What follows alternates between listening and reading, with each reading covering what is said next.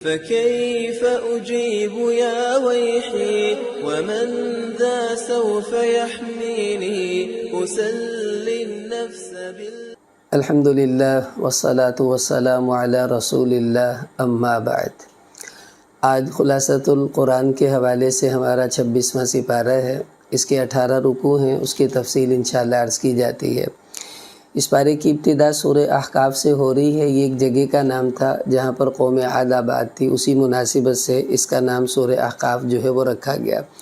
ابتدا حامیم سے ہو رہی ہے، یہ حروف مقطعات ہیں، ان کا معنی اللہ ہی بہتر جانتے ہیں۔ اللہ تعالیٰ نے اس رکوع میں منکرین قیامت اور جو اللہ کی ذات کے منکر تھے ان کو مخاطب کر کر فرمایا کہ دیکھو جو کچھ زمین و آسمان میں اللہ نے بنایا، جو تمہارے معبود ہیں، ارونی ماذا خلقوا من الارض، یہ دکھاؤ کہ انہوں نے بھی کچھ بنایا ہے زمین میں۔ ظاہر ہے جو کچھ بھی بنا ہوا ہے اللہ کا ہے، تو پھر وہ کیسے خدا بن گئے؟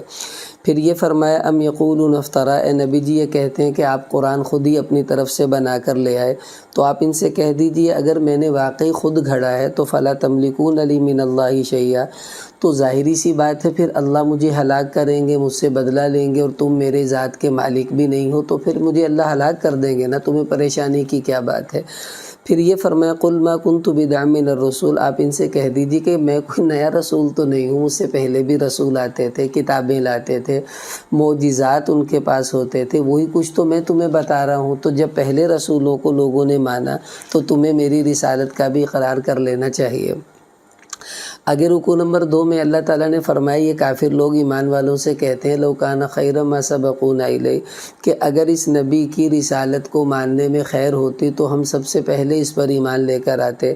تو اللہ پاک فرما رہے کہ یہ تو بالکل غلط بات انہوں نے کی، اگر ان کو خیر نظر آ رہی ہے اس کے باوجود ایمان نہیں لا رہے۔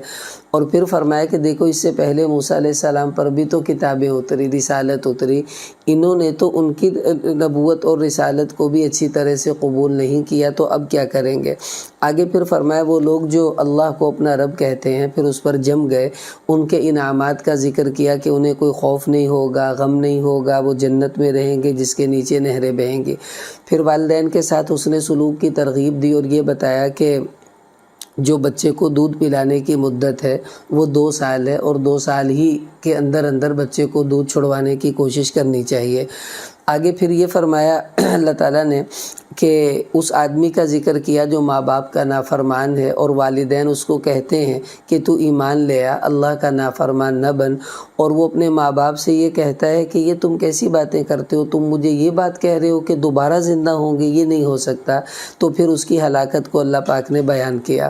آگے رکوع نمبر 3 ہے، اس میں اللہ تعالیٰ نے قوم عاد کا ذکر کیا، اور اس میں احقاف کا لفظ بھی ہے جس کے نام پر یہ صورت بھی ہے۔ تو حضرت ہود علیہ السلام ان کے نبی تھے، انہوں نے ان کو اللہ کے عذاب سے ڈرایا، یہ نہیں مانے۔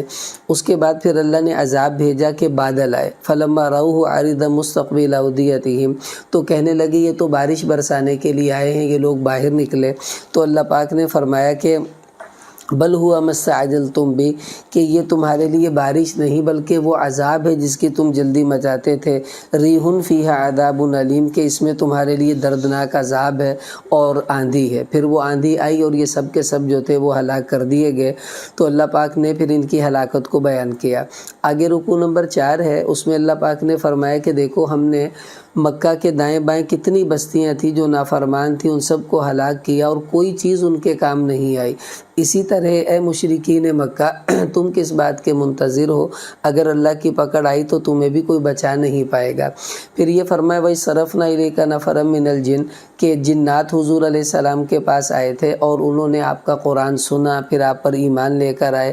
پھر وہ اپنی قوم کے پاس گئے، ان کو جا کر اسلام کی ترغیب دی اور کہنے لگے ہم نے ایسی کتاب سنی ہے جو موسیٰ علیہ السلام پر اتری تھی، اسی سے ملتی جلتی ہے، اور کہا عجیب داعی اللہ، اے ہماری قوم تم اللہ کے داعی کی آواز کو سن لو، اس کا جواب دو اور اس پر ایمان لے آؤ، تمہارے گناہ اللہ بخش دیں گے، تمہیں دوزخ کے عذاب سے بھی بچائیں گے۔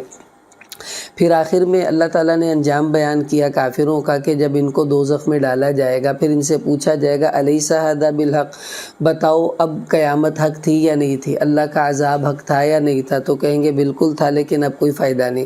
پھر حضور کو ترغیب دی فاصبر کما صبر اولو العزم من الرسل، اے نبی جی جیسے پہلے رسولوں پر حالات آئے انہوں نے صبر سے کام لیا، آپ بھی صبر سے کام لیجئے، اللہ تعالیٰ آپ کے ساتھ ہوں گے۔ آگے اس پارے کا رکوع نمبر 5 ہے اور سورہ محمد کی ابتدا ہے، چونکہ اس میں حضور علیہ السلام کا نام ہے اسی مناسبت سے اس کا نام سورہ محمد رکھا گیا۔ ابتدا میں اللہ پاک نے فرمایا وہ لوگ جو اللہ کے راستے سے روکتے ہیں یہ کافر ہیں اور ان کے اعمال بھی ضائع ہو گئے، اور جو نیک لوگ ہیں ان کو اللہ تعالیٰ نے جنت کی خوشخبری دی۔ پھر یہ فرمایا کہ فَإِذَا لَقِيتُمُ الَّذِينَ كَفَرُوا فَضَرْبَ الرِّقَابِ، مسلمانوں کو حوصلہ دیا کہ جب کافروں سے تمہاری جنگ ہو تو پھر تمہیں ڈرنا نہیں ہے، تم ان کی گردنیں اتارو، اور جب ان کے قیدی پکڑے جائیں اب تمہیں اختیار ہے یا تو پیسے لے کر فدیہ لے کر چھوڑ دو یا احسان کر کر چھوڑ دو، دونوں طرح تمہیں اس کی اجازت ہے، اس میں کوئی تمہارے لیے گناہ نہیں ہوگا۔ پھر یہ فرمایا کہ یا ایھا الذین آمنوا ان تنصروا اللہ ینصرکم، ایمان والوں کو ترغیب دی کہ اگر تم اللہ کی مدد کرو گے اللہ تمہاری مدد کریں گے۔ کیا مطلب کہ تم اللہ کے دین کا کام کرو گے تو اللہ تعالیٰ تمہارے تمام امور میں تمہاری معاونت فرمائیں گے۔ آگے رکوع نمبر 6 ہے، اس میں اللہ تعالیٰ نے فرمایا کہ ایمان والے تو جنت میں جائیں گے اور کافر لوگ دنیا میں ایسے کھاتے پیتے ہیں جیسا کہ جانور۔ کیا مطلب کہ جانوروں کی زندگی کا مقصد کھانا پینا اور کچھ بھی نہیں ہے، ان کا مقصد بھی یہی رہ گیا۔ آگے پھر فرمایا کتنی بستیاں ہم نے ہلاک کی اور وہ بڑے قوت والے لوگ تھے لیکن ان کا کوئی مددگار نہ ہوا جب اللہ کا عذاب آیا، تو تم ان سے زیادہ طاقتور نہیں ہو مشرکین مکہ، تم کیوں اللہ کے عذاب سے بے خوف ہو گئے؟ پھر یہ فرمایا مثل الجنت التی وعد المتقون، اللہ تعالیٰ نے جنت کی کچھ کیفیت کو بیان کیا کہ اس میں نہریں ہوں گی، پانی کی نہر ہوگی، دودھ کی نہر ہوگی، شراب کی نہر ہوگی، شہد کی نہر ہوگی، اور ہر قسم کا پھل ہوگا جو جنت والے چاہیں گے ان کو وہاں پر دیا جائے گا۔ پھر یہ فرمایا نبی جی آپ کی مجلس میں کچھ ایسے لوگ بیٹھتے ہیں جو مذاق سمجھتے ہیں دین کو، مطلب آپ کی بات کو سنتے ہیں، باہر جا کر کہتے ہیں ماذا قال آنفا، یہ ابھی کیا کیا باتیں ہوئی تھی، حالانکہ سنی بھی ہیں، جان بوجھ کر یوں کرتے ہیں جیسا کہ ہم نے سنا ہی نہیں۔ پھر ان کی ہلاکت کو اللہ تعالیٰ نے بیان کیا۔ آگے رکوع نمبر 7 میں فرمایا کہ ایمان والے یہ تو کہتے ہیں لولا نزل السورہ، شوق ہوتا ہے کہ اللہ کوئی حکم اتارے، کوئی صورت اتارے، ہم اس پر عمل کریں، اور جب اللہ پاک وہ اتارتے ہیں اس میں جہاد کا ذکر، قتال کا حکم ہوتا ہے کہ لڑو، تو جن کے دلوں میں نفاق ہوتا ہے یعنی منافق جو اوپر سے مسلمان دکھتے ہیں، وہ پھر ایسے پریشان ہو جاتے ہیں جیسے کسی پر موت طاری ہو رہی ہوتی ہے۔ تو اللہ پاک فرما رہے کہ ان پر تو اللہ کی طرف سے لعنت ہے اور ان کو اللہ پاک سزا دیں گے۔ پھر یہ فرمایا ان کا قیامت کا انجام کہ جب فرشتے ان کی روح نکالیں گے ان کی پٹائی کریں گے، اور یہ اس وجہ سے کہ انہوں نے اللہ کی نافرمانی کے کام کیے۔ آگے رکوع نمبر 8 میں اللہ تعالیٰ نے یہ فرمایا کہ یہ جو منافق لوگ یہ سمجھتے ہیں کہ نفاق تو دل میں ہے، کسی کو کیا پتہ بھائی دل کے حال، تو اللہ چاہیں تو ان کا نفاق کھول سکتے ہیں، اور ایسا نہیں ہوگا کہ اللہ کھولیں گے نہیں۔ کیسے کھولے گا؟ وَلَنَبْلُوَنَّكُمْ، فرمایا ہم آزمائشیں ڈالیں گے، یعنی حالات لائیں گے، حالات میں ایمان والے جمیں گے، منافق بھاگ جائیں گے، یہیں سے پتہ چلے گا کہ ان کے دلوں میں نفاق تھا۔ پھر ایمان والوں کو ترغیب دی کہ اللہ رسول کی اطاعت کرو اور اپنے اعمال کو ضائع نہ کرو، یعنی ایسا عمل نہ کرو جس سے تمہارا عمل ضائع ہو جائے۔ پھر یہ فرمایا کہ جو کافر لوگ ہیں اللہ کے راستے سے روکتے ہیں، یہ کفر کی حالت میں اگر مر جائیں گے تو ان کی قطعاً مغفرت نہیں ہوگی، کیونکہ کافر کے لیے دعائے مغفرت نہیں ہے۔ پھر ایمان والوں کو ترغیب دی فلا تہنوا وتدعوا الی السلم، دیکھو تم حوصلہ مت ہارو، ہاں اگر صلح کرنا ایمان والوں کے نفع میں دکھتا ہے تو پھر لڑائی چھوڑ کر صلح کا پیغام بھیجنا اس کی بھی گنجائش ہے۔ پھر اس کے آخر میں ان لوگوں کی مذمت کی گئی جو بخل کرنے والے ہیں کہ ان کا یہ بخل کرنا اچھا نہیں ہے۔ آگے سورہ فتح کی ابتدا ہے، اس پارے کا رکوع نمبر 9 بھی ہے۔ یہ اصل میں صلح حدیبیہ جب ہوئی تو مسلمانوں نے بہت پس کر صلح کی تھی، تو اس پر مسلمان پریشان تھے کہ ہم تو بڑے نقصان میں گئے، تو اللہ تعالیٰ نے پھر یہ آیتیں اتاری کہ اِنَّا فَتَحْنَا لَكَ فَتْحًا مُبِينًا، ہم نے آپ کو کھلی ہوئی فتح دے دی، یعنی وہ دب کر صلح کرنا فتح مکہ کا سبب بننا تھا، اسی لیے اس کو فتح مبین اللہ پاک نے قرار دیا۔ پھر اس میں یہ فرمایا حضور علیہ السلام کو کہ آپ کے اگلے پچھلے جو ذنب ہیں وہ ہم نے معاف کر دیے، آپ علیہ السلام کے لیے خصوصی اعلان تھا۔ دیکھیں ذم کا معنی عموماً گناہ کیا جاتا ہے، لیکن یہ یاد رکھ رہے جب نبی کی طرف ذم کی نسبت ہو تو معنی گناہ نہیں ہوگا، کیونکہ نبی کے تو گناہ ہوتے ہی نہیں ہیں۔ اس سے مراد وہ امور ہیں جن کو نبی اپنی ذات کے اندر گناہ سمجھ رہے ہوتے ہیں۔ مثلا جیسے اللہ تعالیٰ نے 50 نمازیں فرض کی تھی، حضور نے امت کی شفقت کے لیے کم کروائیں اور 5 تک وہ رہ گئی۔ اب اندر ہی اندر نبی یہ سمجھ رہا ہوتا ہے پتہ نہیں مجھے یہ کرنا چاہیے تھا، نہیں کرنا چاہیے تھا، ایسا تو نہیں کہیں اللہ ناراض ہو گئے ہوں۔ تو وہ جو اللہ سے تعلق کی وجہ سے اپنے اندر بدگمانی پیدا ہوتی ہے، وہ بے چینی کی کیفیت ہوتی ہے، تو اللہ اس کی تسلی کے لیے پھر ایسی آیات اتارتے ہیں کہ نبی جی آپ کا کوئی گناہ نہیں۔ اگر آپ سمجھتے ہیں کہ پتہ نہیں آپ سے کچھ ہو گیا تو آپ بے فکر رہیے، ہم نے آپ کے اگلے پچھلے معاف کر دیے تاکہ حضور کو حوصلہ ہو جائے۔ یہ نہیں ہے کہ نبی نعوذ باللہ کوئی گناہ کرتے ہیں جن کی معافی کا یہاں پر اعلان کیا گیا ہو۔ آگے پھر اللہ پاک نے ایمان والوں کے لیے جنت میں داخلے کا بیان فرمایا اور منافقین کو عذاب اور مشرکین کے دوزخ کے اندر داخلے کو بیان فرمایا۔ پھر یہ فرمایا کہ جس وقت صلح حدیبیہ ہو رہی تھی، حضرت عثمان رضی اللہ عنہ کے قتل کی خبر عام کر دی گئی، وہ گئے تھے پیغام لے کر، تو اس وقت حضور علیہ السلام نے مسلمانوں سے پھر بیعت لی تھی کہ تم بیعت کرو، موت پر بیعت کرو کہ عثمان کے قتل کا بدلہ لیے بغیر ہم لوگ نہیں جائیں گے۔ تو پھر جن جن لوگوں نے ہمارے نبی کے ہاتھ پر بیعت فرمائی تھی ان کا ذکر اللہ پاک نے یہ فرمایا انما یبایعون اللہ، کہ وہ نبی جی آپ کے ہاتھ پر بیعت نہیں کر رہے تھے، وہ تو اللہ کے ہاتھ پر بیعت کر رہے تھے، ید اللہ فوق ایدیہم، اور اللہ کا ہاتھ ان کے ہاتھوں کے اوپر تھا۔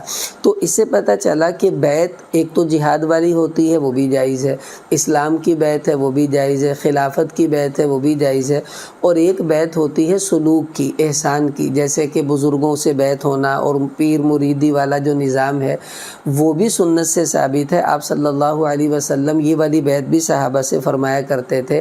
اگر کوئی اس کو بدعت کہتا ہے تو اس کا مطلب ہے اس نے قرآن و سنت کو صحیح سمجھا نہیں ہے، کہ یہ طریقہ بھی آپ صلی اللہ علیہ وسلم سے ہی ثابت ہے، اور قرآن میں آگے اس کا ذکر بھی آئے گا۔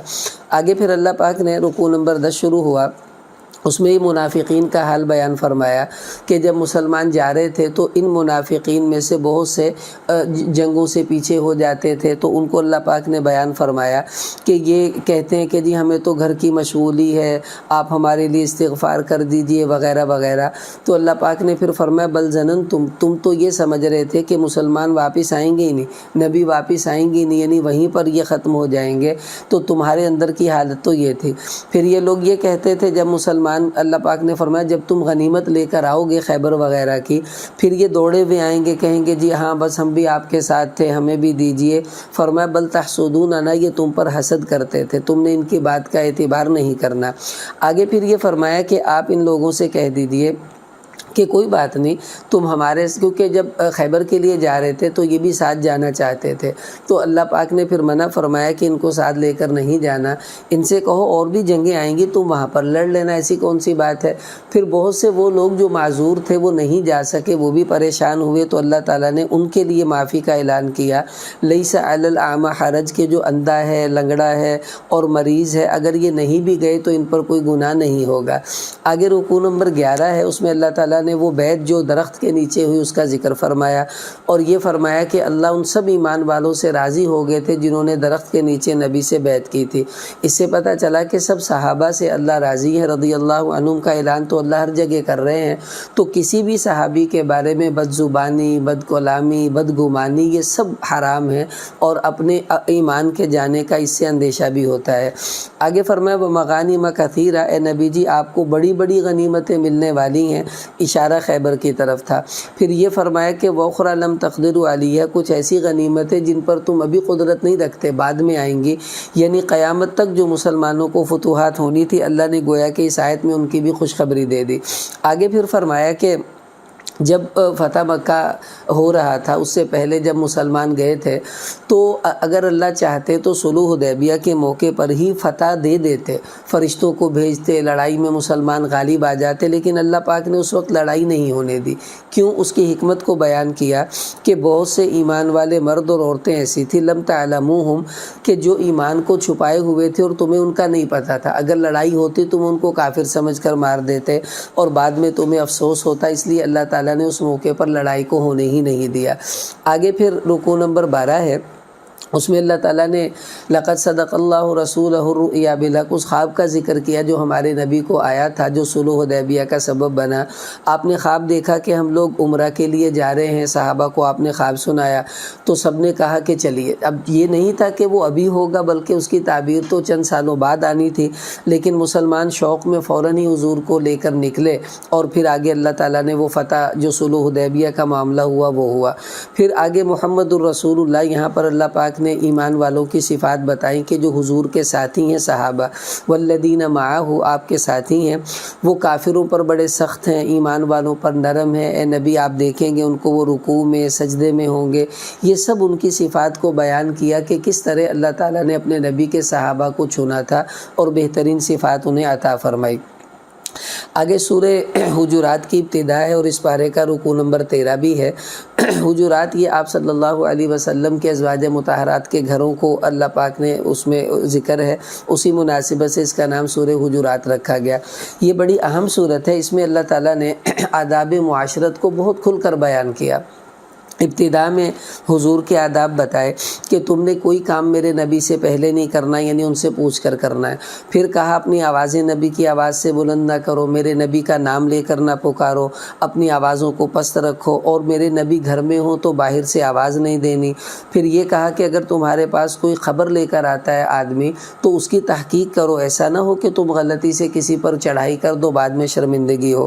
پھر یہ بھی فرمایا کہ اللہ تعالیٰ نے ایمان والوں کے دلوں میں ایمان کو پختہ کر دیا اور ان کو کفر اور نافرمانی ناپسندیدہ ان کے نزدیک بنا دی ہے۔ پھر یہ فرمایا کہ ایمان والوں کے دو گروہ اگر آپس میں لڑیں فاصلحوا بینہما تو تم آپس میں ان کی صلح کروا دو، کیونکہ اللہ تعالیٰ کو صلح جو ہے وہ پسند بھی ہے۔ آگے رکوع نمبر 14 میں بھی آداب معاشرت ہیں۔ اللہ پاک فرما رہے کہ کوئی قوم کسی کا مذاق نہ اڑائے، اس کو گھٹیا نہ سمجھے، اور کسی کا الٹا نام نہ رکھو، کسی کو جو ہے وہ الٹے ناموں سے مت پکارو۔ اور یہ بھی فرمایا کہ غیبت نہ کرو، غیبت کرنا تو ایسے ہے جیسے مردہ بھائی کا گوشت کھانا۔ تجسس نہ کرو، کسی کی جاسوسی میں نہیں لگنا چاہیے۔ تو یہ سب احکامات فرمائے کہ اور کسی کے ساتھ بدگمانی نہ کرو کہ بدگمانی بھی گناہ ہے۔ پھر یہ فرمایا کہ یا ایھا الناس انا خلقناکم، دیکھو ہم نے تمہیں ایک ہی مرد عورت سے یعنی آدم علیہ السلام اور اماں حوا سے پیدا کیا، آگے تمہارے قبیلے بن چکے ہیں، اور یہ صرف تعارف کے لیے ہوتے ہیں۔ اللہ کے ہاں زیادہ عزت والا وہی ہے جو زیادہ تقوی والا، یہ نہیں کہ میں فلاں برادری کا ہوں تو میرا مرتبہ بڑھ گیا، نہیں، تقوی والا ہی اللہ کو پسند ہے، بھلے اس کی برادری کوئی بھی ہو۔ آگے پھر ایمان والوں کو یہ فرمایا کہ دیکھو اصل ایمان والے وہ ہیں جو اپنے ایمان میں شک نہیں کرتے، جمے رہتے ہیں۔ اور اللہ پاک نے یہ فرمایا یہ اللہ نے تم پر احسان کیا کہ تمہیں اسلام کی دولت دی ہے، تم نے اللہ پر احسان نہیں کیا، نہ اللہ پر تم اپنے اسلام کا احسان جو ہے وہ جتلاؤ۔ آگے پھر سورہ قاف کی ابتدا ہے، اس پارے کا رکوع نمبر 15۔ قاف سورہ مقطعات میں سے حروف مقطعات ہیں، اللہ ہی اس کا معنی بہتر جانتے ہیں۔ قرآن کی حقانیت کو بیان کر کے اللہ پاک مخاطب ہے ان لوگوں سے جو قیامت کے منکر ہیں۔ وہ کیا کہہ رہے ہیں؟ اَإِذَا مِتْنَا وَكُنَّا تُرَابًا، عجیب بات ہے کہ جب ہم مٹی ہو جائیں گے دوبارہ زندہ ہوں گے، یہ کیسے ہو سکتا ہے؟ تو اللہ پاک فرما رہے دیکھو آسمان میں نے بنایا، زمین بنائی، پھر میں نے بارش برسائی اور مردہ زمین کو زندہ کیا، اس سے پھل پھول نکلتے ہیں، اور تم تو بیج دبا دیتے تھے اور اس سے پودے تو میں نے اگائے ہیں نا۔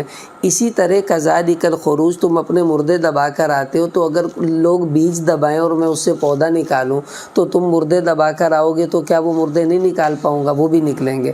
پھر آگے ذکر کیا قوم نوح اور قوم عاد، سمود، ان سب قوم شعیب کا کہ انہوں نے نافرمانیاں کی تو اللہ پاک نے ان کو ہلاک کر دیا۔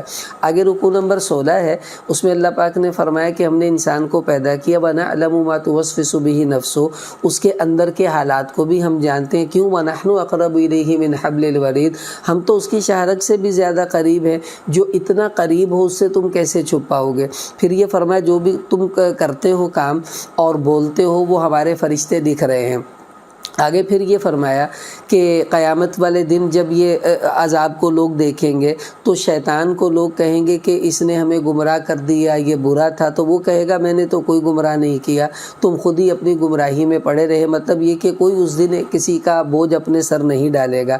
تو اللہ پاک فرمائیں گے لا تختصموا لدی، اب میرے سامنے جھگڑا مت کرو، تمہیں پہلے وعید بتا دی گئی تھی، تمہیں اس کو فالو کرنا چاہیے تھا، نہیں کیا تو اب اس میں تمہارا اپنا قصور ہے۔ آگے رکوع نمبر 17 ہے اس میں اللہ پاک نے فرمایا کہ دوزخ کو قیامت والے دن اللہ پاک سب کچھ ڈال دیں گے نافرمانوں کو، اور پوچھیں گے حل امتلاتی، تو بھر گئی ہے؟ تو وہ کہے گی حل من مزید، یا اللہ اور ہے تو اور بھی بھیجو۔ یعنی اتنی گہری ہوگی کہ پورے عالم کے کفار اس میں سما جائیں گے تب بھی وہ بھرے گی نہیں، تو کتنا اس کا یعنی گہرائی ہوگی اس کا اندازہ خود لگا لیجیے۔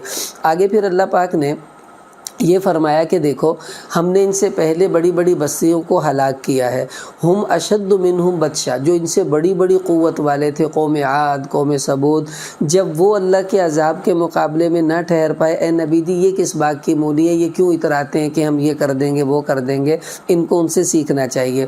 پھر آخر میں حضور علیہ السلام کو اللہ پاک نے تسلی دی کہ وما انت علیہم بجبار، اے نبی جی آپ ان پر کوئی داروغے نہیں ہیں، زبردستی مت کیجیے۔ فذکر بالقرآن من یخاف وعید، بس قرآن سے نصیحت کرتے رہیے، جو بھی ڈرنے والے ہیں وہ خود ڈر جائیں گے، آپ زبردستی مت کیجیے، یہ آپ کے ذمے نہیں ہے۔ آگے اس پارے کا آخری رکوع ہے، رکوع نمبر 18، اور سورہ ذاریات کی ابتدا ہے۔ شروع میں یہ ذاریات ہواؤں کی قسمیں ہیں، اللہ تعالیٰ نے ہواؤں کی قسمیں اٹھائیں، اور قسم اٹھانے کے بعد یہ فرمایا کہ انما توعدون لصادق، کہ جس قیامت کا تم سے وعدہ کیا گیا ہے وہ سچا وعدہ ہے، وان الدین لواقع، اور وہ دن واقع ہو کر رہے گا۔ پھر آگے اللہ پاک نے یہ فرمایا کہ دیکھو یہ لوگ پوچھتے ہیں کہ قیامت کب آئے گی، تو فرما دیجئے یوم ہم علی النار یفتنون، کہ جس دن آگ پر ان کو پیش کر کر ان کی آزمائشیں ہوں گی، بس وہی قیامت کا دن ہے، اس کا انتظار کریں۔